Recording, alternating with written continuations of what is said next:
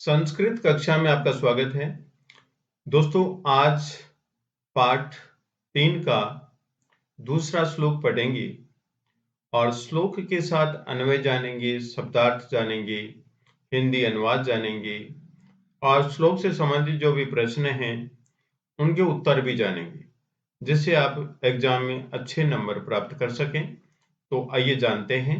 यहाँ पर देखिए, पहला शब्द है शरीरोपशय।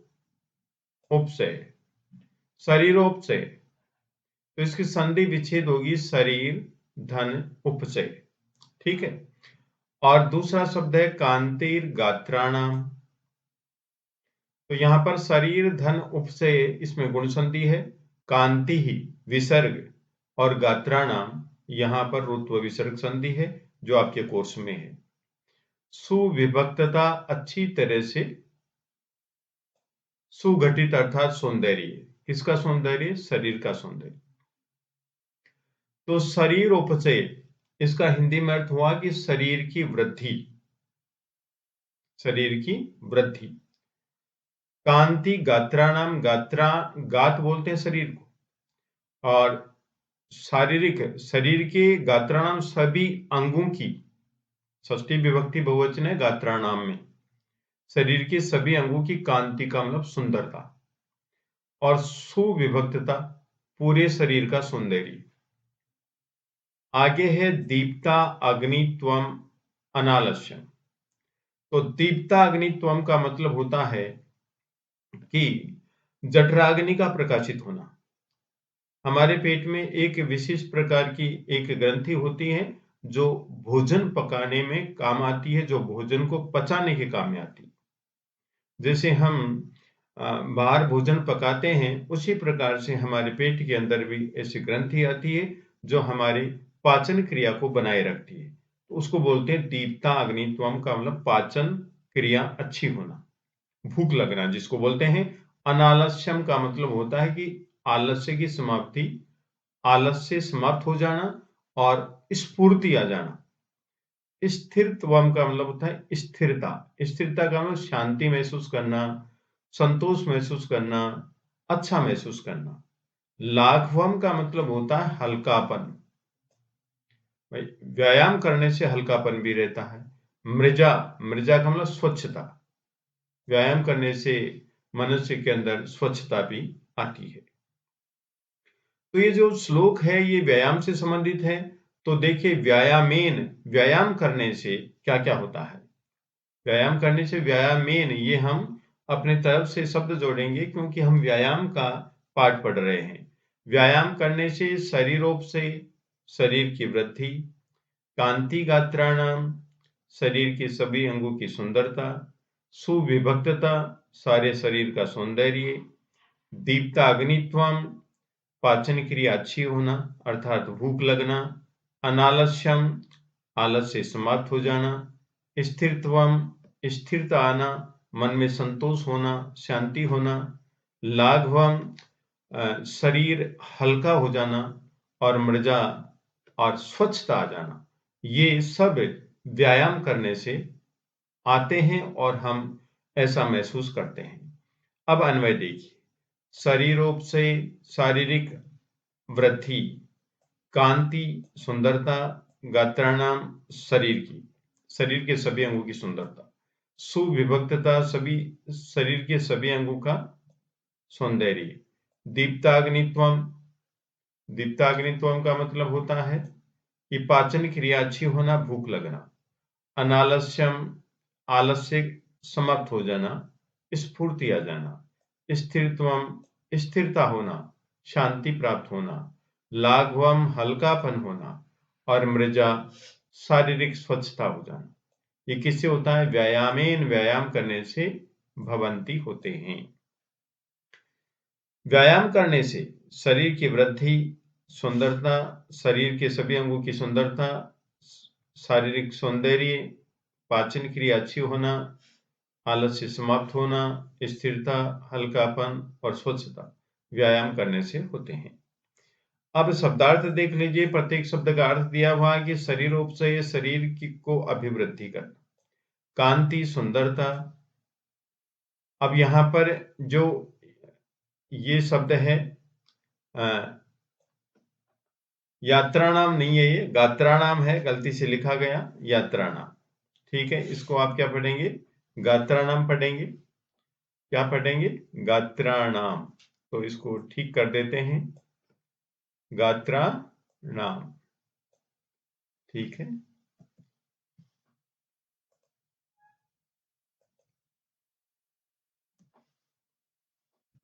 गात्राणाम।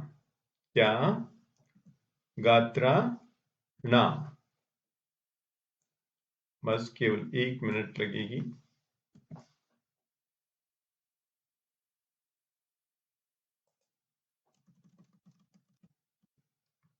Yes, this is done. गात्राणाम। तो शरीर के अंगों की कांति सुंदरता। ठीक है, नेक्स्ट देखेंगे सुविभक्तता, शारीरिक सौंदर्य। दीप्ताग्नित्वम, जठराग्नि का प्रकाशित होना, भूख लगना। स्थिरत्वम, स्थिरता या शांति। लाघवम, हल्कापन। मृजा, शारीरिक स्वच्छता। ये शब्दार्थ हैं। अब हिंदी अनुवाद देख लीजिए, जो हमने देख लिया है व्यायाम, सॉरी, उसमें अन्वय में भी और श्लोक में भी। अब देखिए, व्यायाम करने से शरीर की वृद्धि, शारीरिक अंगों की सुंदरता, संपूर्ण शरीर का सौंदर्य, जठराग्नि में प्रकाश होना अर्थात भूख लगना, और आलस्य की समाप्ति, स्थिरता, हल्कापन तथा शरीर की स्वच्छता भी व्यायाम से ही होती है। ऐसा हमने ये जान लिया है अनुवाद। अब जो यहाँ पर जो संधि है शरीरोप से, इसमें गुण संधि है जो आपके कोर्स में नहीं है, लेकिन ये आपके कोर्स में दीप्तो अग्नित्वम। तो यहाँ पर दीप्त है, धन अग्नित्वम, ये उत्तम विसर्ग संधि है, और यहाँ पर आगे लिखा हुआ है अनालस्यम। तो मैं में हलंत लगा हुआ है, आगे कोई स्वर हो तो इसको बोलते हैं संयोग। ठीक है, नेक्स्ट देखिए कांति गात्राणाम। कांति विसर्ग और गात्राणाम, यहां पर विसर्ग के स्थान पर क्या है? गा के ऊपर रह है। ठीक है, तो इसका संधि विच्छेद करेंगे तो कांति गात्राणाम ऐसा कर देंगे, कांति ही गात्राणाम, इसमें रुत्व विसर्ग संधि है। दूसरा आपके कोर्स में टाप प्रत्यय है, मृज धन टाप। ठीक है, मृज धन टाप, मृजा। और स्थिरत्वम, स्थिर प्लस त्वम, स्थिरत्वम। ठीक है, नेक्स्ट है समास। शरीरोपचय, तो यहां पर शरीरस्य उपचय। क्या? शरीरस्य उपचय, षष्ठी तत्पुरुष समास। और अनालस्यम, न आलस्यम, ये नए तत्पुरुष समास है। कौन सा समास है? नए तत्पुरुष समास है, अनालस्यम। अब देखेंगे पर्याय पदानि। कांति का मतलब होता है सौंदर्य, लाघवम लघुता, उपचय अभिवृद्धि, मृजा स्वच्छीकरणम, स्थिरत्वम शांति। नियमित व्यायाम, प्रश्न देखते हैं कि नियमित व्यायाम करने से कस्य, किसकी, उपचय वृद्धि भवती होती है। तो यहाँ पर कस्य षष्ठी विभक्ति एक वचन है कस्य में, तो हम षष्ठी विभक्ति एक वचन शरीरस्य लिखेंगे। व्यायाम करने से शरीर की वृद्धि होती है, ये प्रश्न पहला। दूसरा, व्यायाम करने से केशाम, किसका, सुविभक्तता, सुंदरता या सौंदर्य जायते उत्पन्न होता है। व्यायाम करने से किसका सौंदर्य उत्पन्न होता है? तो यहां पर लिखेंगे गात्राणाम।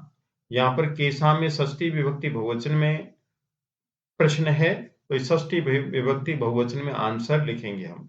शरीर के अंगों की सुंदरता बढ़ जाती है। व्यायाम करने से किसकी सुंदरता बढ़ती है? केशाम, किनकी सुविभक्तता, सुंदरता जायते उत्पन्न होती है अर्थात बढ़ती है। तो हम आंसर लिखेंगे गात्राणाम। ठीक है, अब पूर्ण वाक्य उत्तर। नियमित व्यायाम करने से, नियमित व्यायाम करने से के लाभा, क्या क्या लाभ भवंती होते हैं। नियमित व्यायाम करने से क्या क्या लाभ होते हैं? तो देखिए, नियमित व्यायाम करने से शरीरोपचय, शरीर की वृद्धि, कांति सुंदरता, गात्राणाम, किसकी, शरीर के अंगों की सुंदरता, सुविभक्तता, शारीरिक सौंदर्य, दीप्ताग्नित्वम, कहने का मतलब है पाचन क्रिया अच्छी होना, भूख लगना। अनालस्यम, आलस्य की समाप्ति। स्थिरतम, स्थिरता। लाघवम, लाघवपन, हल्कापन। मृजा, स्वच्छता। च लाभावंती, ये लाभ होते हैं। तो आप श्लोक में से ले सकते हैं शरीरोपचय, कांति, गात्राणाम, सुविभक्तता, दीप्ताग्नित्वम, अनालस्यम, स्थिरत्वम, लाघवम, मृजा च लाभावंती। यथा निर्देशम उत्तर, निर्देश के अनुसार उत्तर बताइए। अब यहाँ पर लिखा हुआ कि गात्राणाम इत्यस्मिन पदे, इस पद में विभक्ति कास्ती, विभक्ति कौन सी है? जैसे बालका नाम, उसी प्रकार से गात्राणाम, तो इसमें षष्ठी विभक्ति है। इसका आंसर होगा षष्ठी विभक्ति। वचन भी पूछे तो हम बहुवचन लिख देंगे, ठीक है। नेक्स्ट है शरीरोपचय अत्र संधि विच्छेद किम अस्ति।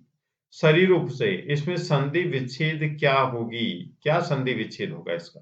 तो इसका आंसर होगा शरीर उपचय है। ख आंसर होगा गुण संधि इसमें, क्योंकि जो संधि है 9th क्लास में हमने पढ़ी है, तो जो पैराग्राफ दिया जाता है उसमें से 9th क्लास से संबंधित संधियां भी पूछ ली जाती हैं, तो इसलिए उनका ध्यान रखेंगे हम, ठीक है। ये जरूर हमें ध्यान रखना है, ठीक है। नेक्स्ट है शरीरम इत्यस्मिन अर्थे कै शब्द अत्र प्रयुक्त है। शरीरम इत्यस्मिन अर्थे, इस अर्थ में कौन सा शब्द यहाँ प्रयोग किया गया है?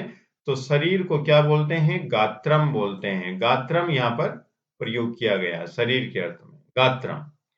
अनालस्यम अत्र कै समास से प्रयुक्त है। अनालस्यम, यहाँ पर कौन सा समास प्रयोग किया गया है, प्रयुक्त किया गया है?